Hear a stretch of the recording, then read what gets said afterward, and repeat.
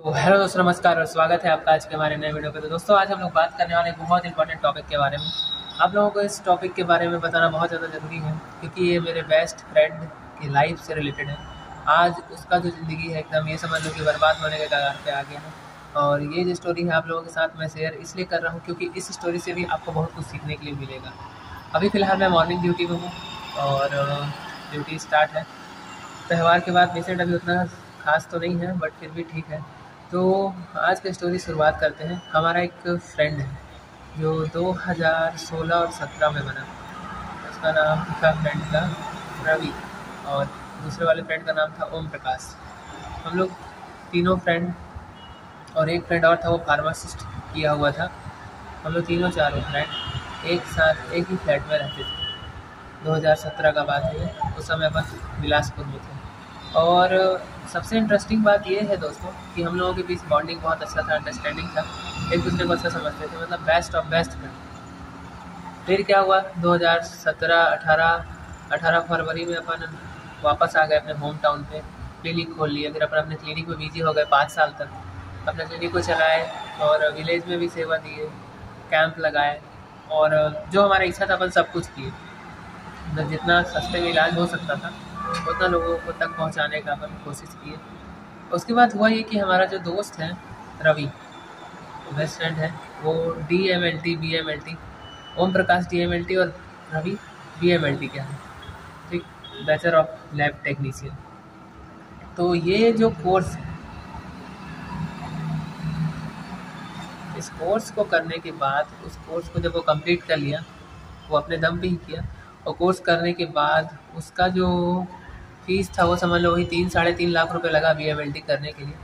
Course complete कर लिया, उसके बाद वो जॉब करने लगा बिलासपुर में RV हॉस्पिटल में। RV हॉस्पिटल में वो 8 से 7 घंटे का ड्यूटी करता था। उसको उस समय 10-12 हज़ार रुपये आराम से मिल जा रहा था। और उस हॉस्पिटल में रह के वो बहुत अच्छा खासा एक्सपीरियंस गेन किया। और उतना एक्सपीरियंस लेने के बाद भी आज वो बंदा स्ट्रगल कर रहा है बहुत ज़्यादा। एक दिवाली के दिन शाम को 7:30 बजे कॉल किया मैंने उसके पास, बहुत दिन के बाद बात की। तो अभी 2021 में उसको एक लड़की पसंद आई, ठीक है।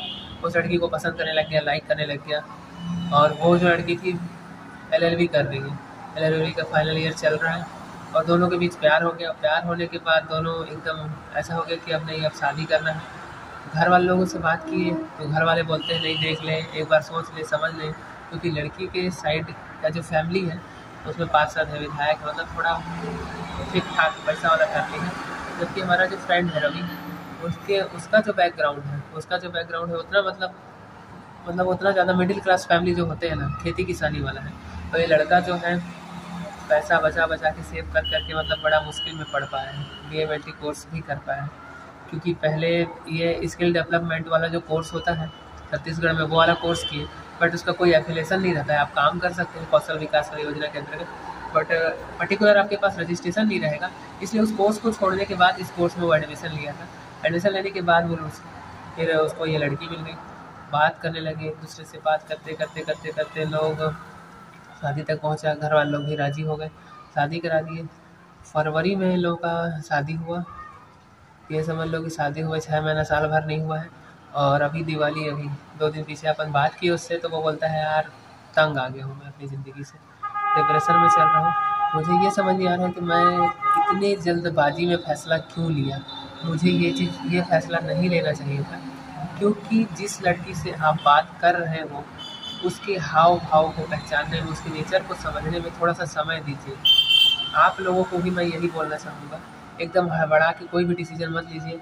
ये लड़की जॉब कर रही है, ये लड़की इतना पैसा कमा रही है। उस टाइम पे वो 10-12 हज़ार रुपये कमा रही थी, किसी शॉप पे काम करती थी। एक टाइम पे पढ़ाई कर रही थी अपना LLB का कोर्स, एक टाइम पे शॉप पे काम करके पैसा कमा रही थी। तो मतलब एक बात सोचो, आपको प्यार हुआ, आप हड़बड़ा गए, हड़बड़ाने के बाद आपने फास्ट डिसीजन ले लिया। सुपर फास्ट डिसीजन हमेशा घातक साबित होता है। वैसा आपको डिसीजन नहीं लेना है। आपको सोचना है, समझना है कि हाँ, आप इस पर्सन के साथ लंबे समय तक आप रह पाओगे कि नहीं रह पाओगे। पता चला आपका नेचर और उनका नेचर अंडरस्टैंडिंग ही नहीं है, आप समझ ही नहीं पा रहे हैं। जब आप समझ ही नहीं पाओगे तो आप करोगे कैसे। मतलब अंडरस्टैंडिंग नहीं रहेगा तो आप कोई भी काम को ढंग से नहीं कर पाओगे। वो कुछ और बोलेगी, आप कुछ और करेंगे, आप कुछ और बोलेंगे, वो कुछ और करेंगे। ऐसे में दोनों के बीच झगड़ा होगा। आज की डेट में अब ये हो गया है कि वो जो लड़की है, मतलब ऐसा हो गया कि वो लड़के के घर नहीं जाना चाहती है। वो बोलती है मैं सेपरेट रहूँगी, बिलासपुर में अकेले रहूँगी और आराम से अपना कोर्स कंप्लीट करूँगी। तुम मेरे को 8 से 10 हज़ार रुपये महीना भेजो, मैं कुछ नहीं चाहती, तुम्हारे ऊपर है। अब वो लड़का BMLT जानते हो कोर्स किया है, 10-12 हज़ार सैलरी से ज़्यादा नहीं मिलेगा। वो कहीं पे भी ज्वाइन करेगा तो, अगर उसके पास 2-4 साल का एक्सपीरियंस है तो। बट अब दिक्कत का बात ये है कि वो उसको समझना को चाहती ही नहीं है, समझना ही नहीं चाहती है। तो ये गलत है। आप जिससे शादी किए हो, जिसके साथ आप पूरा जीवन भर रहने के लिए सोचे हो, कसम खाए हो, वादा निभाए हो, उसके साथ तो बिल्कुल आपको ऐसा नहीं करना चाहिए। एट द लास्ट लड़की को ये सोचना चाहिए कि मेरा लाइफ इसके साथ जुड़ गया है, तब इनके साथ ही रहना है। अब मुझे ऐसा लगता है उससे बात करने के बाद कि एट द लास्ट ये तो रिलेशनशिप है, डिवोर्स तक जाएगा और लास्ट में डिवोर्स हो जाएगा, लड़की अपने रास्ते और हमारा फ्रेंड अपने रास्ते। ख़राब लगता है दोस्तों, क्योंकि दोस्त हमारा वो बेस्ट फ्रेंड को तकलीफ़ होता है तो खुद को तकलीफ़ होता है। तो उसका दुख सुन के हमारा दिमाग एकदम ख़राब हो गया। ये लग रहा था हमें कि ऐसा हो क्यों रहा है उसके साथ, क्योंकि वो लड़का ऐसा है कि वो अपने हिसाब से, आप अगर अपोजिट भी हो तो आपके हिसाब से वो ढल जाए, इस टाइप का है। इतना तारीफ़ अगर मैं कर रहा हूँ तो कभी ना कभी आपको वीडियो के माध्यम से ज़रूर मिलवाऊँगा रवि से, और यही चीज़ है।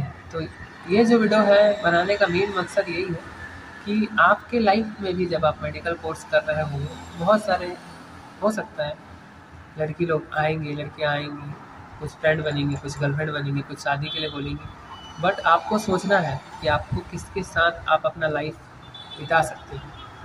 6 महीना, 4 महीना, 1 साल के लिए शादी करके फिर डिवोर्स करना बिल्कुल गलत बात है, क्योंकि अंडरस्टैंडिंग होना बहुत ज़्यादा ज़रूरी है। आप हड़बड़ा जाते हैं, एकदम हड़बड़ा के कोई भी लिया हुआ डिसीजन हमेशा घातक साबित होता है। सोचो कि 5-6 महीना पहले शादी हुआ, 4-5 महीने बाद डिवोर्स हो गया। अब वो लड़का ये सोच रहा है कि उसकी 2 छोटी बहन भी हैं, 2 छोटी बहन का पहले मैं शादी कर लूँ, उसके बाद फिर अपनी वाइफ को डिवोर्स दूँगा। वो इसलिए, सोचो इतना समझदार है वो, इसलिए क्योंकि बहन लोगों की शादी में कोई अड़चन ना आए, बहन लोगों का शादी रुक ना जाए मेरे शादी के टूटने की वजह से, कि लड़का में कोई कमी तो नहीं था, इससे तो डिवोर्स नहीं हुआ। तो यही सब बात है। तो बस आज का वीडियो कैसा लगा, आपका क्या ओपिनियन है, ज़रूर बताइएगा। डिस्क्रिप्शन पे इंस्टा का लिंक है। आप सभी को दिल से थैंक यू।